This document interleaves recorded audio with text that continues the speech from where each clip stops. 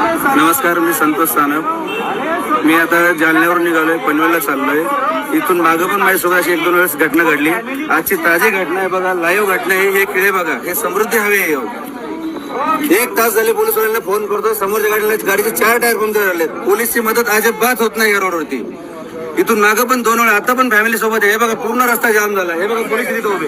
अजिबात पोलिसाची मदत होत नाही. आता लोक पोलीस आहे. एक खेळ दाखव खेळ पूर्ण खेळून जाऊ दे. इकडे घे, इकडे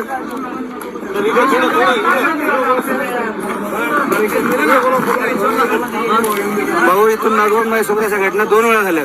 तेव्हा पण मी पोलिसांना फोन केला, अजिबात पोलिसाची मदत होत नाही. मी आता जालन्यावरून निघाले, मला पनवेलला जायचंय.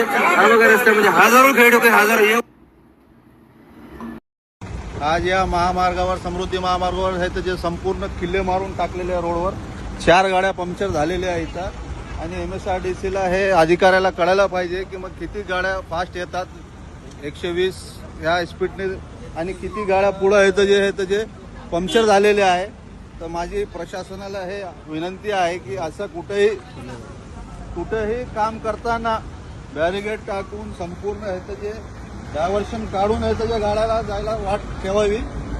बरेच गाड्या पंक्चर झाले, किती ऍक्सिडेंट होतं वाटले.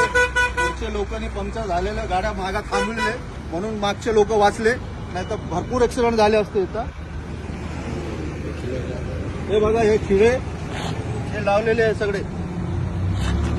हे बघा, हे खिळे संपूर्ण किडे लावलेले आहेत. आता हे जरा घातपात झाला आणि कोणाचा जरा ऍक्सिडेंट झाला तर याची जबाबदारी कोणावर राहील, हे माझी विनंती आहे. माननीय एकनाथ शिंदे साहेब, उपमुख्यमंत्री देवाभाऊ आणि अजितदादा पवार यांना की हे असं काम करताना डायव्हर्शन काढून बॅरिगेड लावूनच पुढचं काम करावं. अन्यथा मोठा अनर्थ इथं झाला असता, खूप मोठा अनर्थ झाला असता इथे. आता किती जण सांगणार आम्ही, सांगा ना.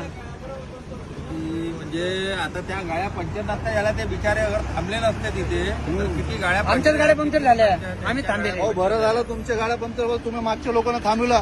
आम्ही ते चढले असते.